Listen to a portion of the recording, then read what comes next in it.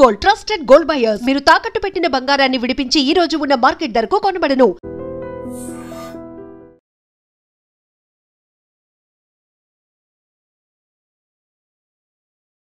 నమస్తే, welcome to I dream talking point with Kavitha. November 10న ఢిల్లీ ఎర్రకోట దగ్గర జరిగినటువంటి బాంబ్ బ్లాస్ట్ కేసులో ప్రధాన నిందితుడైనటువంటి అల్ఫలా యూనివర్సిటీ డాక్టర్ ఉమర్ నబీకి సంబంధించి సంచలన విషయాలు ఇప్పుడు వెలుగులోకి వస్తున్నాయి. ఉమర్ నబీ ఎప్పుడు తనతో పాటుగా అతిపెద్ద సూట్ కేసుని క్యారీ చేసేవాడని, ఎక్కడికి తీసుకెళ్ళినా ఆ సూట్ కేసు తనతో ఉండేదని, ఆ సూట్ కేసే మొబైల్ వర్క్ స్టేషన్గా యూజ్ చేసేవాడని, అందులోనూ ప్రధానంగా ఆ సూట్ కేసులో పేలుడికి అవసరమైనటువంటి ఉపయోగించేటువంటి పదార్థాలన్నింటినీ వెంట పెట్టుకొని తిరిగేవాడని, అప్పటికప్పుడు ఆ వర్క్ స్టేషన్లో బాంబులను తయారు చేసేటువంటి టెక్నాలజీని ఉమర్ నబీ సొంతం చేసుకున్నాడు అనేది ఇప్పుడు ఎన్ఐఏ దర్యాప్తులో బయటపడింది.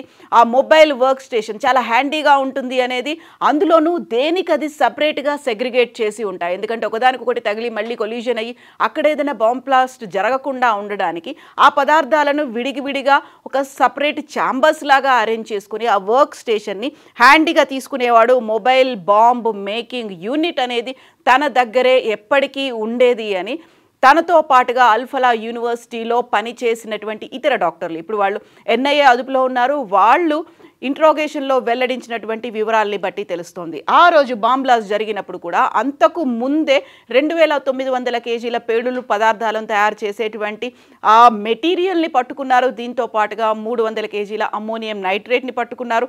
ఇద్దరు అల్ఫలా యూనివర్సిటీ డాక్టర్లను పట్టుకున్న తర్వాత ఉమర్ నబీకి ఏం చేయాలో తోచనటువంటి పరిస్థితుల్లో అనుకున్న ప్రోగ్రాం కంటే ముందుగానే అక్కడ రెడ్ ఫోర్ట్ దగ్గరికి వెళ్ళిపోయాడు, ఎదురు చూశాడు. కాకపోతే అక్కడ అన్ఫార్చునేట్ థింగ్ ఉమర్ నబీకి కాకుంటే ఫార్చునేట్ థింగ్ ఏంటంటే ఆ రోజు జరిగినటువంటి మండే కావడంతో రెడ్ ఫోర్ట్ అనేది ఆ రోజు సెలవు దినం, అందుకని రద్దీ చాలా తక్కువగా ఉంది. అయినప్పటికీ కూడా ఆ విషయం తెలియనటువంటి ఉమర్ నబీ పార్కింగ్ ఏరియాలో 3 గంటల పాటు ఎదురు చూశాడు. ఆ తర్వాత ఇంకా అప్పటికి కూడా అక్కడ పబ్లిక్ రావట్లేదు, పార్కింగ్ ఏరియాలో కార్స్ కూడా కనిపించట్లేవు. ఈ నేపథ్యంలోనే అక్కడి నుంచి కొద్దిగా ముందుకు వెళ్తూ తనని తాను పేల్చుకున్నాడు. గతంలోనే ఉమర్ నబీ తను సూసైడ్ బాంబర్ కాదు, బలిదాన్ ఆపరేషన్లో తను పాల్పంచుకుంటున్నట్టుగా డిసెంబర్ 9న అంటే బాంబింగ్ జరగకంటే ముందే ఒక రోజు ముందు సెల్ఫీ వీడియోలో ఉమర్ నబీ రిలీజ్ చేసుకున్నాడు. బట్ దీంతో పాటుగా ఉమర్ నబీ తన సూట్ కేస్కి సంబంధించి ఆ రోజు తను క్యారీ చేయకపోయినప్పటికీ అన్ఫినిష్డ్ ఐఈడీలని క్యారీ చేశాడు. తన కార్లో కంప్లీట్ చేయనటువంటి ఐఈడీలను పెట్టుకొని తిరిగాడు. అవి పేలిపోయాయి, తనని తాను పేల్చుకొని ఆయన చనిపోయాడని. ఆ సూట్ కేస్కి సంబంధించి ఉమర్ నబీ ఎక్కడైతే రూమ్లో ఉన్నాడో, రెంటెడ్ రూమ్లో ఉన్నాడో, ఆ రూమ్లోంచి ఇప్పుడు ఎన్ఐఏ అధికారులు ఆ సూట్ కేసును కూడా స్వాధీనం చేసుకున్నారు. దీంతో పాటుగా ఉమర్ నబీతో పాటుగా కలిసి పనిచేసినటువంటి జైషే మహమ్మద్, లష్కరే తోయిబా, ఐసిస్ ఉగ్రవాదులు, వీరందరికీ సంబంధించి కాన్ఫ్లిక్ట్ అనేది ఉమర్ నబీ వాళ్ళతో ఉండేది. ఒక గ్రూప్గా వర్క్ చేసినప్పటికి కూడా ఉమర్ నబీకి ఐడియాలజీ అనేది చాలా డిఫరెంట్గా ఉండేది, అగ్రెసివ్గా మాట్లాడేవాళ్ళు. అందులోనూ జైషే మహమ్మద్కి ఒక రకమైనటువంటి ఐడియాలజీ ఉంటే ఐసిస్కి ఇంకో రకమైనటువంటి ఐడియాలజీ ఉంది. జైషే మహమ్మద్ అనేది వెస్ట్రన్ కల్చర్ మీద ఎక్కువగా అటాక్ చేస్తుంది. ఎక్కడైతే పాశ్చాత్య దేశాలు ఉన్నాయో, లేకుంటే ఆ సంస్కృతి ఎక్కడైతే ఉందో పాశ్చాత్యుల మీద అటాక్ చేయాలి, అక్కడ టెర్రర్ భయోత్పాతాన్ని సృష్టించాలి అనేది జైషే మహమ్మద్కి ఉంటే, ఐసిస్ అనేది తన దగ్గరలో ఉన్న వారినే భయానికి గురి చేయడం, భయోత్పాతాన్ని కల్పించడం అనేది ఐసిస్కి ఉంది. సో ఆ గ్రూపుల మధ్యలో కూడా క్లాషెస్ అనేది వచ్చాయి. చాలా వరకు ఉమర్ నబీ వాళ్ళతో మాట్లాడలేదు, ఉన్నటువంటి ఐడియాలజీ డిఫరెన్స్ అనేది ఉంది. దీంతో పాటుగా ఫ్రాడ్స్ అనేవి చాలా ఎక్కువ చేశాడు అనేది, అందులో 24 లక్షల్ని ఒక్కొక్కరు కలిసి సమకూర్చుకున్నప్పుడు ఉమర్ నబీ వాటికి సంబంధించినటువంటి లెక్కలు కూడా చెప్పలేదు అనేది. అరెస్ట్ చేసినటువంటి జైషే మహమ్మద్ భారతదేశానికి ఉమెన్ ప్రెసిడెంట్గా ఉన్నటువంటి షాహీద్ కూడా 6 లక్షలు, ఒకరు 5 లక్షలు, ఒక్కొక్కరు 8 లక్షలు ఇచ్చినప్పుడు ఉమర్ నబీ మాత్రం కేవలం 2 లక్షలు మాత్రమే ఇచ్చాడు. అందులోనూ లెక్కలు చెప్పడం అనేది ఉమర్ నబీకి అసలే అనేది. ఈ నేపథ్యంలోనే అక్కడ మధ్యలో ఉన్నటువంటి క్లాషెస్ దృష్ట్యా ఉమర్ నబీ తన సహచరుడైనటువంటి ఒక వ్యక్తి, తన టెర్రరిస్ట్, తనని కూడా అరెస్ట్ చేశారు.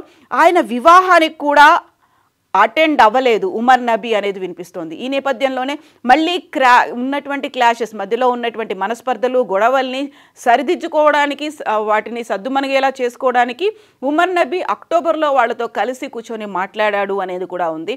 బట్ అప్పటికి కూడా మిగతా వాళ్ళకంటే కూడా అగ్రెసివ్గా మాట్లాడేవాడు ఉమర్ నబీ. దీంతో పాటుగా అల్ఫలా యూనివర్సిటీలో వర్క్ చేసే ముందే శ్రీనగర్లో ఉన్నటువంటి అనంత్ నాగ్లో కూడా ఉమర్ నబీ వర్క్ చేసి వచ్చాడు. అక్కడే ఆయన బిహేవియర్ యాటిట్యూడ్ చాలా డిఫరెంట్గా ఉండేది అనేది కూడా ఐడెంటిఫై చేశారు.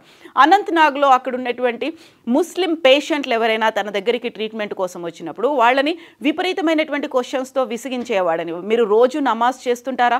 నమాజ్ ఎన్నిసార్లు చేస్తుంటారు? మీరెందుకు హిజాబ్ వేసుకోలేదు? మీరెందుకు బుర్కా ధరించలేదు? యాక్చువల్గా మీరు ముస్లింలేనా?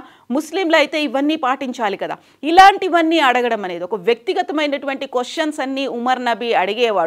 వాళ్ళు అక్కడ ఉన్నటువంటి సమస్యలతో వాళ్ళకు ఉన్నటువంటి అనారోగ్య కారణాలతో డాక్టర్ దగ్గరికి వెళితే డాక్టర్ మా వ్యక్తిగతమైనటువంటి విషయాలు ఎందుకు అడుగుతున్నారు అనే దాంతో పేషెంట్లందరూ అక్కడ అనంతనాగ్లో ఉన్నటువంటి గవర్నమెంట్ హాస్పిటల్లో మెడికల్ కాలేజ్లో కంప్లైంట్ చేసేసరికి అనంతనాగ్లో ఉమర్ నబీని అక్కడ నుంచి జాబులోంచి తీసేశారు. ఆ తర్వాత అల్ఫలా యూనివర్సిటీకి వచ్చాడు. ఆ తర్వాత లైక్ మైండెడ్ పీపుల్ అందరితో కలిసి ఒక ఐడియాలజీని డెవలప్ చేసుకొని ఎక్కడెక్కడ ఎన్ని పేళ్లుల్లో జరపాలి దీని మీద అయితే ఆలోచనలు ప్రణాళికలు స్ట్రాటజీస్ డిజైన్ చేసుకున్నప్పటికీ కూడా తనకున్నటువంటి లెక్కల్లో అవకతవకలు, అందులో డబ్బులో అవకతవకలు, ఫ్రాడ్ చేయడం, అందులో చీట్ చేయడం, దీంతో పాటుగా ఐడియాలజీ కంటే డిఫరెంట్గా ఉండడం, అందులో పేలుడుకి సంబంధించి ఎక్కడెక్కడ బాంబ్ బ్లాస్టులు చేయాలి అనే దానికి సంబంధించి ప్రాపర్గా ఒక కోఆర్డినేషన్ అనేది కుదరకపోవడంతో కొంచెం దూరంగా ఉన్నాడు అనేది. బట్ చివరికి కలవాలి అనుకున్నప్పటికి కూడా అందరికంటే ముందుగానే సూసైడ్ బాంబర్గా కాకుండా బలిదాన్ ఆపరేషన్లో మరణించాడు అనే దాంతో పాటుగా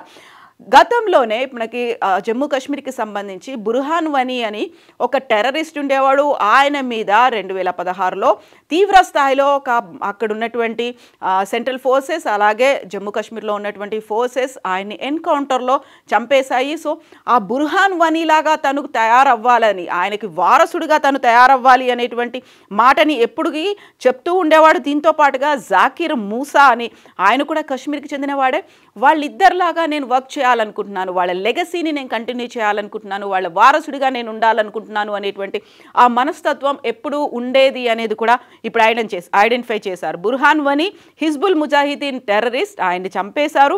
2016లో అక్కడ కౌంటర్ అటాక్స్ అనేవి చేసిన తర్వాత అక్కడ చొరబాటుకు సంబంధించి అక్కడ ఉన్నటువంటి స్థానికులతో కౌంటర్ అటాక్ అనేది జరిగింది. ఆ నేపథ్యంలోనే బుర్హాన్ వనీని 2016లో చంపేశారు, ఎన్కౌంటర్లో మరణించాడు. ఆ తర్వాత హిజ్బుల్ ముజాహిదీన్కే చెందినటువంటి జాకిర్ మూసా, ఆయన్నే జాకిర్ రషీద్ భట్ అని కూడా పిలుస్తుంటారు.